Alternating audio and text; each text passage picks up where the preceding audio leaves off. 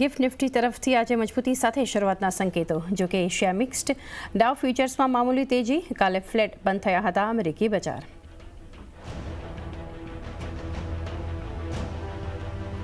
કાચા તેલમાં સતત ચોથા દિવસે ઘટાડો. ભાવ $73 નીચે. ઓએમસીઝ એવિએશન પેન્ટ શેર્સમાં આજે એકવાર ફરી દેખાઈ શકે છે એક્શન.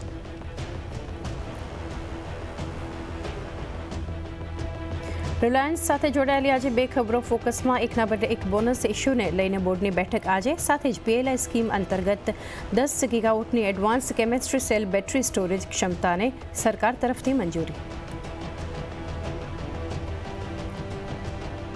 સીએનબીસી બજારની ખબર પર લાગી મોહર. સોના બીએલડબ્લ્યુએ લોન્ચ કર્યો ₹2400 કરોડ QIP. ₹699 ફ્લોર પ્રાઇસ નક્કી.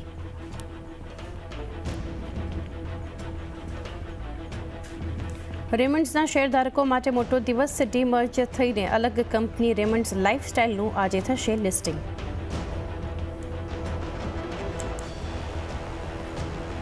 તો ગુજરાતમાં ભારેથી અતિભારે વરસાદની હવામાન વિભાગ તરફથી આજે આગાહી.